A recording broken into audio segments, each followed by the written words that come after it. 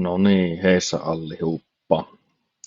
Sehän olisi taas semmoinen aika vuosi, että lumeet sulaa ja kesää lähestyy ja sylintereitä ei ole pyörää.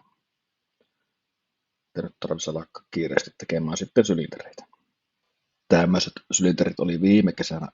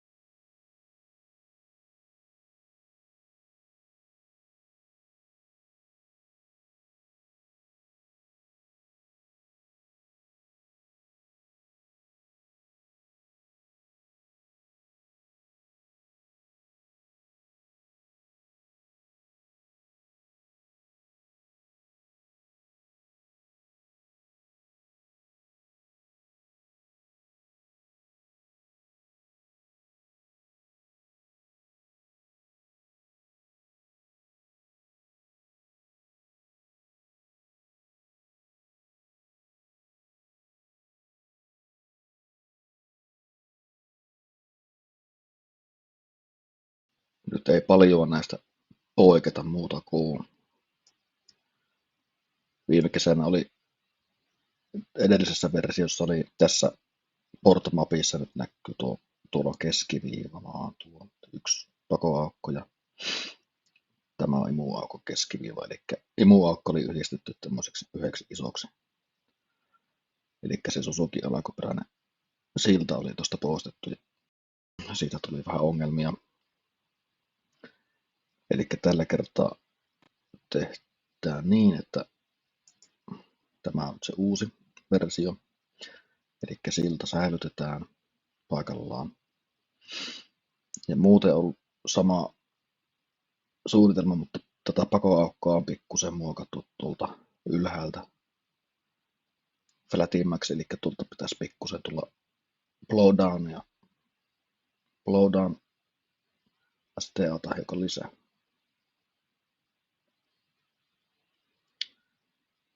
Eli nyt blowdown STA on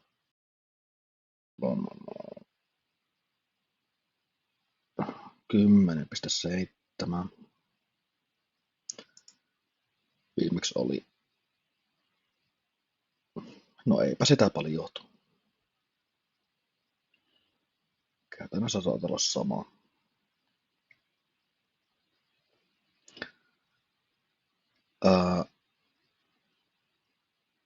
Huuhtelukanavat pysyy samana muuten, mutta viimeksi nämä oli levennetty 28 millistä 29, niin ajattelin jättää nyt senkin tekemättä, että mä vaan oikaisen nuo, tai siis tässä on sylinteriä on nostettu noin 1 millimetri, niin jotta pääsee näihin huuhteluaukkojen ajoitukseen, että me saan 30 uitelle, niin pitää tuolta puoli milliä viilata pois. Eli se, ja sitten kanavien siistiminen tietysti. Tätä imuajoitusta on lisätty tuonne 180 melkein, mutta se kuulostaa vielä aika kohtuulliselta, jolloin imu STA on 105 ja viimeksi se oli pieni, mutta todella pienillä asteilla. Tässä ollaan tämä uusi suunnitelma, niin jos katsotaan Blairin tavoitteita näille STA-arvoille, niin tässä on imuaukolle tuo ransipiste on vakio GT250. Ja nyt tavoitetehon kanssa P-meppi nousee tuonne 9 baarin yli. Eli nyt meillä olisi tämä, sanotaan nyt Stake 2 tätä tämänhetkistä suunnitelmaa, niin Blairin mukaan näyttäisi imuakku ihan hyvältä. Huuhtelukanavathan se tässä on se rajoitin. Blairilla oli 2 tämmöistä käyrää. Eli kun BMP nousee, niin kai tämä on sillä lailla tulkittava, että jos on oikein hyvä muotoiset huuhtelukanavat ja hyvin toimiva huuhtelu, niin silloin pärjätään pienemmällä STAlla. Ja sitten jos on oikein huono moottorisaha, niin tarvitaan sitten enääpi STAta. Ja toki tässä näissä Blairin mittauksissahan on kaikenlaisia moottorisahoja ja kilpamoottoripyöriä. Ja tämähän on niin tosi haulikolla ammuttu tätä data, että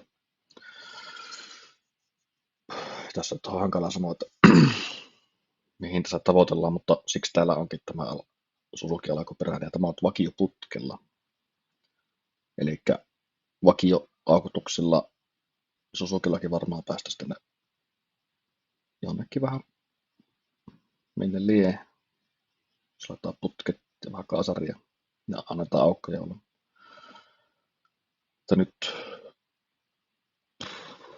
nyt ollaan tuossa. Ja nyt on suunnitelma, jos saisi tämän pysymään kasassa ja kestämään sen aikaa, että tämä saataisiin penkitettyä, jolloin voidaan laskea tämä saavutettu PMP ja katsoa, että mihin tällä nyt ollaan menty täällä kuvaajilla. Ja sitten voidaan tehdä vähän parempia arvauksia seuraavasta taas.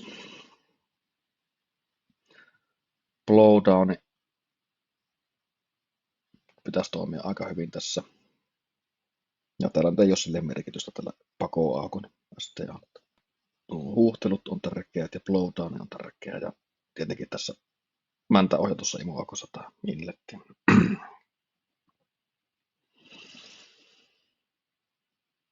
Joo.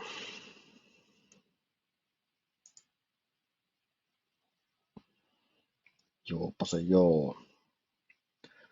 Tähän on laitettu tavoitetehoksi 50 heppaa.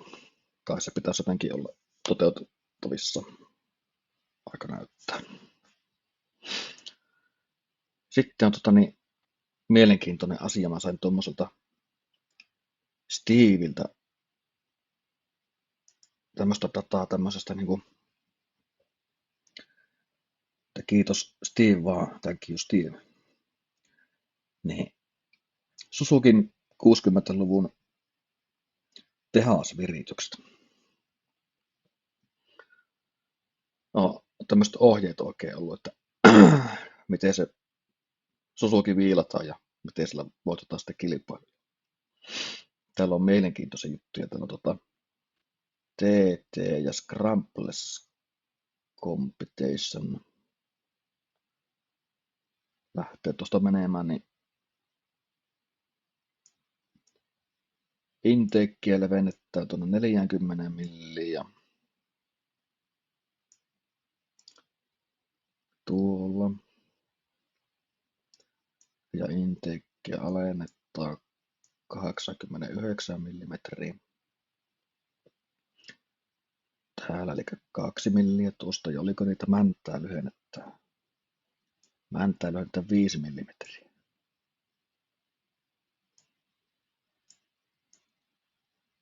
Noin. Niin no, 59 millimetriä.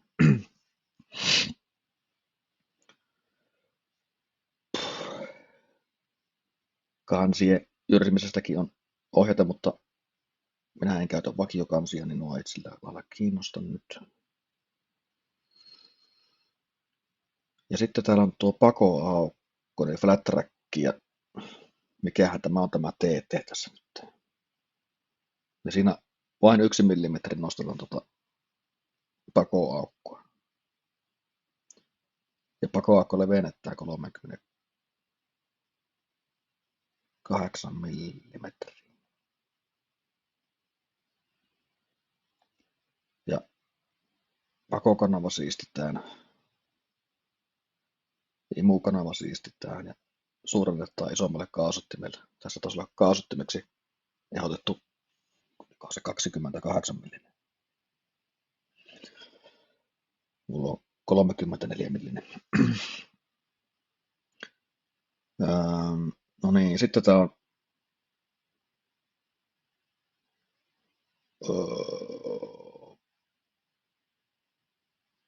Road Racing Cylinder Modifications, eli imu on sama, mutta pakoaukkoa nostetaan 4 millimetriä.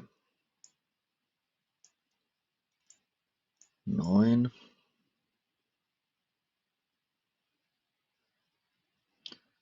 Ja pakokanava alaossakin kairaillaan, joo.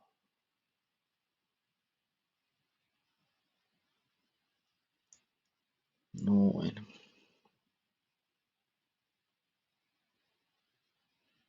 Tuolle pakoputkellekin on nomita. Niin näillä sportin spekseillä, niin kun tehdään tämä STA-laskenta, niin. Tuossa on nuo asteet. Exhaust on 187 ja blowdown ja melkein 33. Nyt on paljon blowdown. Hulluna blowdownia, mutta se johtuu vaan siitä, koska huuhtelukanavat on nyt niin alhaalla, eli vakiopaikassa.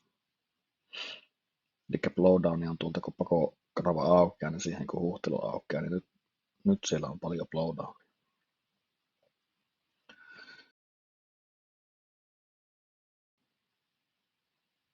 Intakekin on. Intakea on kyllä ihan hyvin. Joo. Mulla taitaa olla tässä suunnittelemassa tämä intake vähän kesken, että tai kopioida täältä tämä intake, että tässä on paljon enää STAta. Joo, mutta tuo. Tässä on annettu samaa 50 heppaa tavoitteeksi, että nämä käyrät on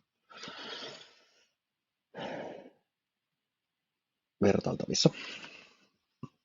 Niin inletti näyttää hyvältä, blowdown näyttää aivan mahtavalta, mutta transfer, huuhtelukanava, niin aivan kauhealta näyttää nyt. Niin kuin sanoisin, että ei 50 hevosvoimaa kyllä tällä konstilla lähde. Jos kuka tietää, joka on näitä tehnyt tai ollut tietoinen näistä, niin paljonko näistä oli tehoa aikanaan ja näillä ohjeilla tehtynä, niin se kyllä kiinnostaisi se tieto. Lähettäkää ihmeessä. Voihan se olla tämä paljon parempi kuin tuo minun oma, mutta itsepäisesti väitän, että tämä minun olisikin nyt mukaan parempi. Perustuu ihan näihin laskuihin. Mutta joo, tämmöistä dataa. Tässä on nämä Suzuki Factory Racing Specsit laitettu tuohon GT-sylinteristä otettu portmapin päälle. Joo, onkohan tämä jäänyt leventämättä mulla tämä.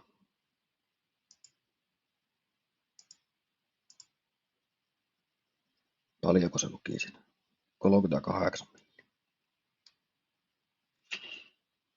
Mutta tähän tuo 36. Korjataan.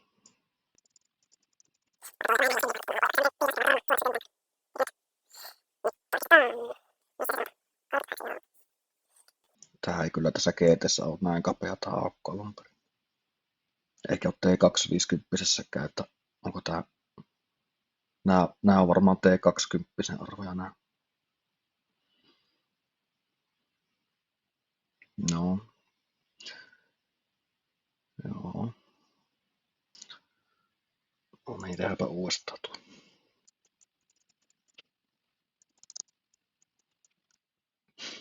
No niin, nyt on korjattu tämä, laitettu se Suzuki Rase-speksin mukaan tuo pakoakon leveys. Niin. Tosiasiassa tähän ei tietenkään noin suoraksi voisi jättää tätä kattoa, mutta tutkitaan näitä näin niin kuin ne on annettu siellä dokumentissa. No niin blowdownia on hulluna vielä enempi.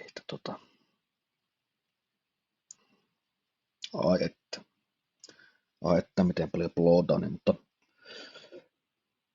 eipä siellä oikein mitään mitä puhaltaa, kun tämä transferi tämmönen näin.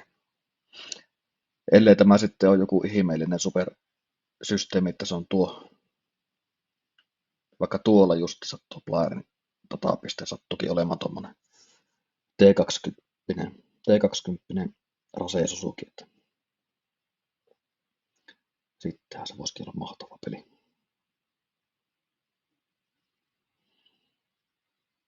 Mutta eipä sitä voi vielä tietää näillä tiedoilla, mitä minulla on. Kuka tietää, niin kertokaa. Kertokaa ihmeessä, se olisi kyllä mielenkiintoista tietää. No niin, eikä se auta, kun alkaa viilailemaan.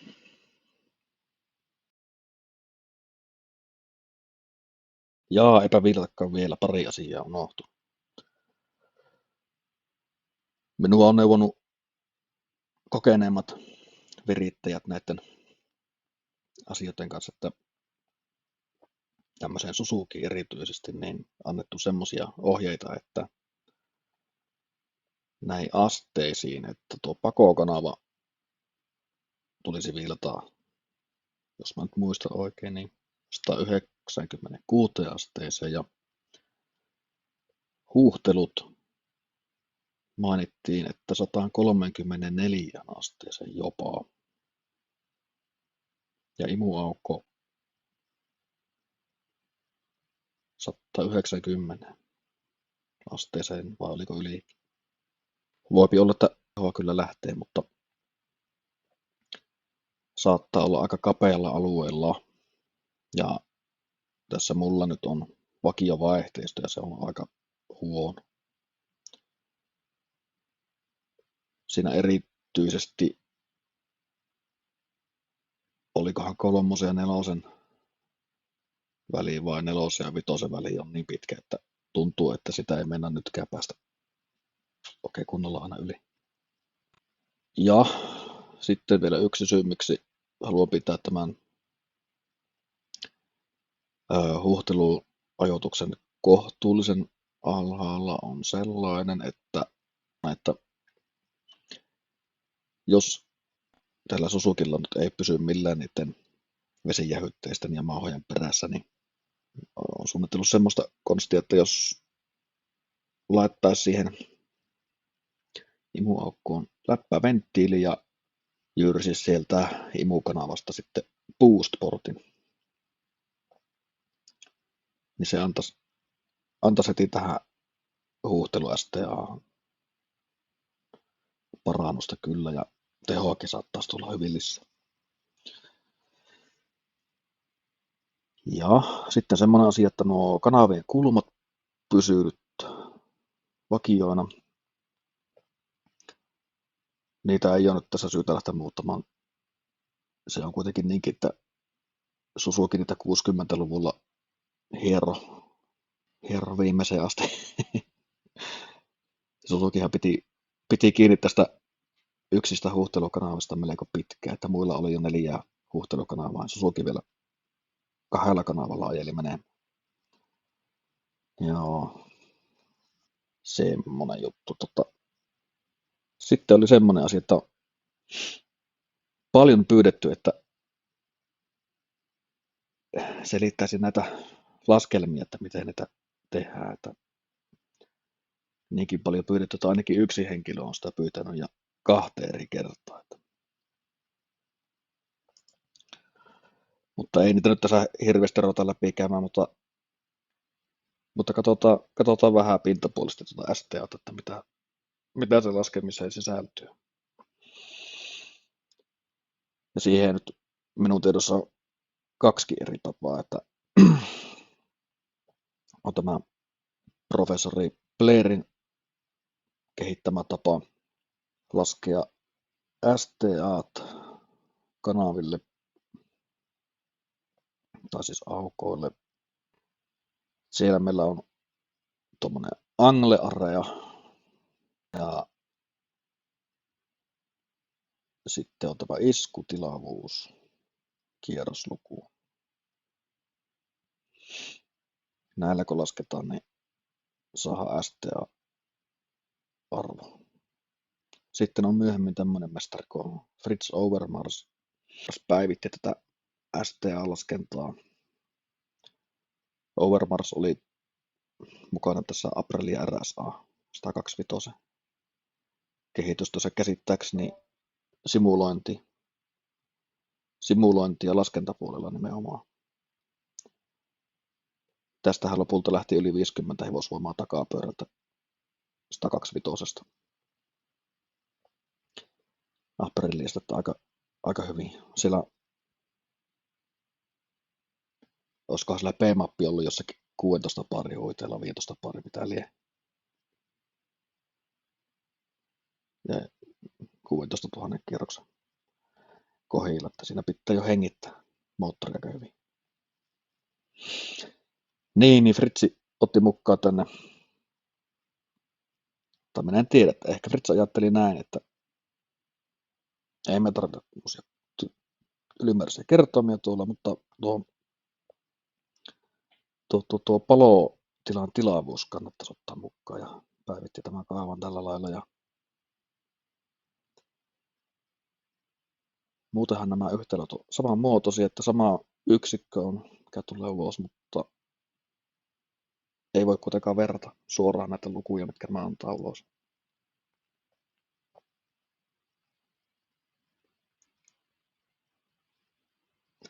Joo, ja minä olen käyttänyt tätä Blairia tässä nyt.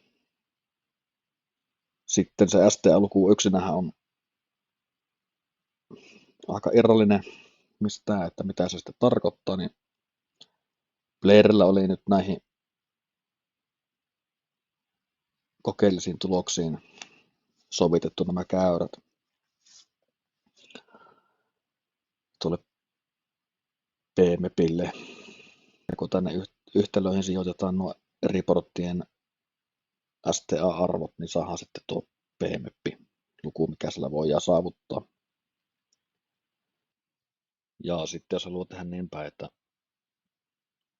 päättää paljonko tarvii tehoa moottorista ulos ja millä kierrosluvulla, niin sieltä voi laskea tuo PMEP ja ratkaisee nämä STA täältä yhtälöistä ja sitten laskee, että paljonko tarvii, mikä on tavoite STA, niin kuin minä olen tehnyt tuossa, niin kuin minä olen näissä tehnyt. Täällä on nämä targetit.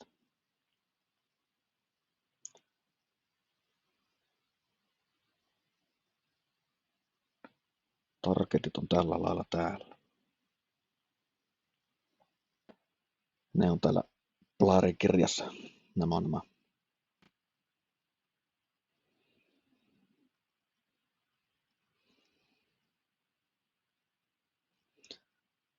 nämä täällä.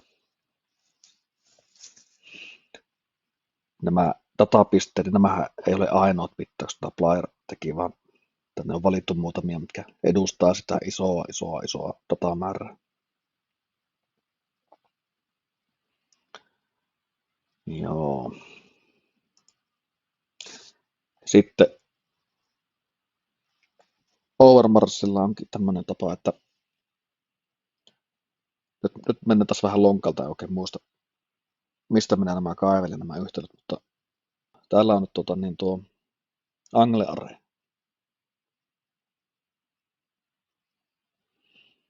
onkohan tuo oikein. Kuka tietää, niin korjakkaa.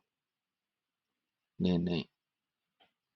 Huuhteluille ja blowdownille voi laskea tuo kierrosluku, missä voidaan olettaa, missä odotetaan tuon maksimivääntömomentin olevan. Ja täällä on tämmöiset kertoimet, että lienee käytetty näyte tuossa Aprilia RSA:ssa, että en tiedä miten nämä sitten toimii tuommoisessa GT Suzukissa. No toimiiko nämä kaikissa mahdollisissa moottorisahoissakin.